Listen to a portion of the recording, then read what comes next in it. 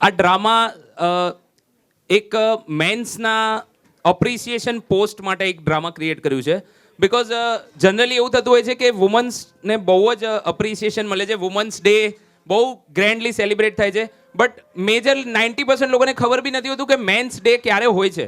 So just we are trying કે મેન્સને બી થોડુંક appreciation મળે. સો ડ્રામાનું નામ છે mens also matters. Mummy mummy ફટાફટ મારા માટે છે ને ચા બનાવો ગરમ ગરમ. મારે ફટાફટ ઇન્ટરવ્યૂ આપવા જવાનું છે. મને બહુ મોડું થઈ રહ્યું છે. એ જાડી તું ક્યાં જાય છે? એક્સક્યુઝ મી ભાઈ, માઇન્ડ યોર લેંગ્વેજ. અને મમ્મી બીજી છે મારું ટિફિન બનાવવામાં, તો તારી ચા હમણાં નહીં બને. અરે બેટા, 2 દિવસ પહેલા તો ઇન્ટરવ્યૂ માટે ગયો હતો ને, ત્યાંથી કઈ જવાબ આવ્યો છે કે ના નહીં? મમ્મી, 4 વાર ફોન કર્યા પણ કોઈ જવાબ જ નથી આપતું. એટલે હવે બીજી જગ્યાએ જઈ રહ્યો છું ઇન્ટરવ્યૂ આપવા. બેટા આમને આમ જ પ્રયત્ન કરતો રહેજે, તને જલ્દીમાં જલ્દી નોકરી મળી જશે. અને હું શું કહું છું સાંભળો છો, આ બાર મસ્ત વરસાદ જામ્યો છે તો મસ્ત એક ગરમા ગરમ 1 કપ ચા અને થોડાક ભજીયા બનાવો ને, આમ જલસો પડી જાય. લો, એક ઓર્ડર પર બીજો ઓર્ડર તૈયાર જ છે. નહીં મળે ભજીયા. પહેલા તમે મને એમ કહો કે તમારા પેન્શનના પૈસા આવ્યા કે નહીં? અરે ક્યારે આવશે? ખરેખર અરજી પણ કરી છે કે બસ ખાલી વાતોના વડા જ કરવા છે અહીંયા? અરે બેટા, એ ગવર્નમેન્ટ ખાતું છે, એટલા તરત પૈસા ન આવે. અને તેમ છતાંય હું છે ને ઓફિસે જતો આવું છું અને મને મારી જવાબદારીનું ભાન છે. તમે જરા છોકરાઓ સામે બોલવામાં તો ધ્યાન રાખો. એમાં શું? જે કીધું છે એ સાચું જ તો કીધું છે ને. અહીંયા અમારે ઘરનું કામ એ કરવાનું ને ઘરે સંભાળવાનું. એને અહીંયા ઘરના પુરુષો એમને એમ રોટલા ખાય છે. કઈ બોલવા જેવું નથી આ ઘરમાં. એક્ઝેક્ટલી, છેલ્લા મહિનાથી તું જોબલેસ છે. ખબર નહીં ક્યારે મોટો થઈશ. આલે દીકરા, તો શું બેટા, એક નહીં તો બીજી નહીં તો ત્રીજી નોકરી મળશે, પણ એના માટે ઘરનો ઓટલો ઓળંગવો પડે. આમ ઘરે બેઠા નોકરી કોણ આપવાનું છે તને? તમે છે ને આ ઘરમાં કચકચ નહીં કરો અને જરા પરિસ્થિતિને સમજો તો સારું. મારે વાત જ નથી કરવી આવી કોઈ વસ્તુ પર. બહેસ ન કરો, આ ઘર આમ ન જ ચાલે. પપ્પા જોયું ને, જ્યારે 30 વર્ષ સુધી જ્યારે તમે કમાતા હતા ત્યારે આ ઘરમાં તમારી સાથે કેવું વર્તન થતું હતું, અને જ્યારે આજે જો હવે કેવું વર્તન થઈ રહ્યું છે. આજે એક વસ્તુ સમજાઈ ગઈ કે માણસની લાગણીઓ કરતા આ કાગળના ટુકડાએ એની જગ્યા વધારે લઈ લીધી છે. હા બેટા, આ તો આવું જ છે અને કડવું છે પણ સત્ય છે. બેટા આપણે મેન્સ કહેવાય, પુરુષ, પણ કદાચ આ પુરુષને સમાજમાં એટલું અપ્રિસિએશન જ નથી મળ્યું અને કદાચ આપણે એક કદર લાગણીના અને કદરના ભૂખ્યા પણ નથી. વુમન્સ ડે ના દિવસે આપણે ઢગલો મેસેજ કરીને નારીના બલિદાનને બિરદાવીએ છીએ, પણ મેન્સનું શું? બેટા તને ખબર છે, પુરુષ એટલે જીવનના રંગમંચ ઉપર જવાબદારી નિભાવવાનો અદ્ભુત અને અનોખો કલાકાર કરતો કલાકાર. અને બેટા પોતાની લાગણીઓનું કોમ્પ્રોમાઇઝ કરીને પોતાના ઘર, પરિવાર અને સમાજની જવાબદારી નિસ્વાર્થપણે નિભાવવા વાળું પાત્ર હોય ને તો એ પુરુષ છે. અને આ બધી લાગણીઓને આપણે ભૂખ્યા નથી દીકરા. અને કદાચ આ જવાબદારી છે ને, આ જવાબદારી આપણા ઉપર થોપવામાં નથી આવતી. આ પરિસ્થિતિ અને સંજોગો આપણને આપ એવા મજબૂત બનાવી દે છે દીકરા.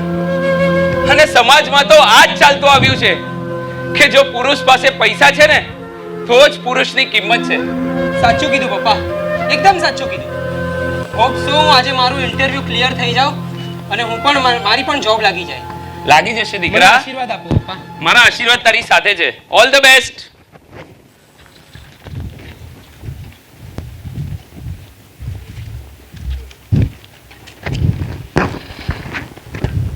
મમ્મી બહુ ભૂખ લાગી છે, એક તો બહાર બી બહુ ગરમી છે. આવી ગઈ દીકરા તું કોલેજથી? ચાલ તારા માટે સરસ હમણાં કોફી બનાવી દઉં છું. Mummy you know what, mummy finally મારી જોબ લાગી ગઈ. અને તને ખબર છે મને 10 લાખનું પેકેજ મળ્યું છે. શું વાત કરી છે દીકરા, સરસ, ખૂબ જ સરસ. તું હાથ પગ મોઢું ધોઈ લે, હું હમણાં ગરમ ચા લાવું છું.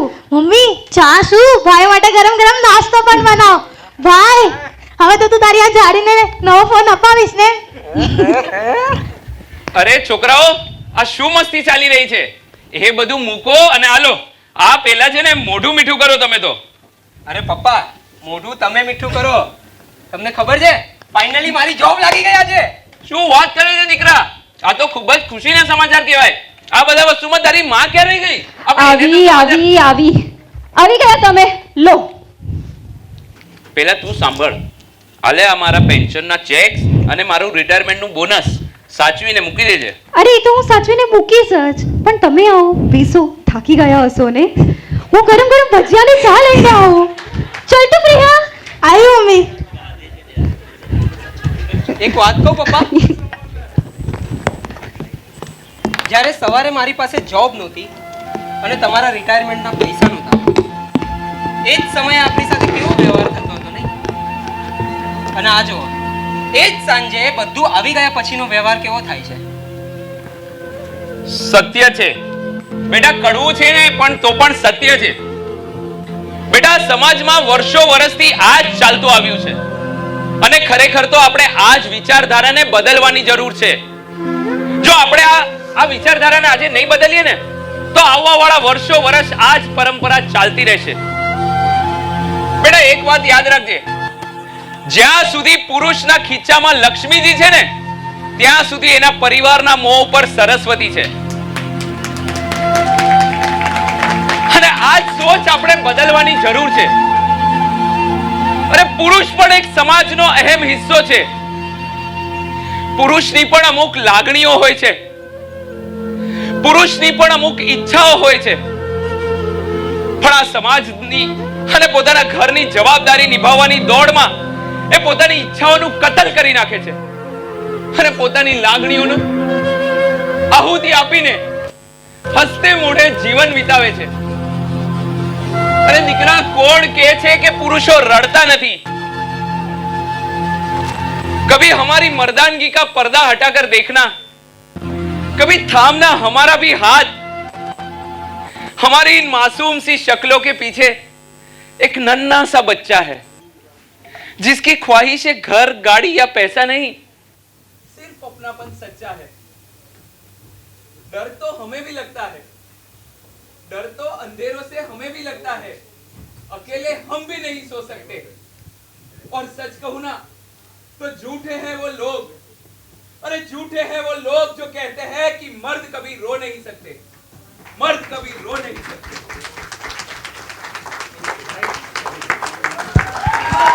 ગ્રેટ, સુપર, ખૂબ જ સુંદર સબ્જેક્ટ.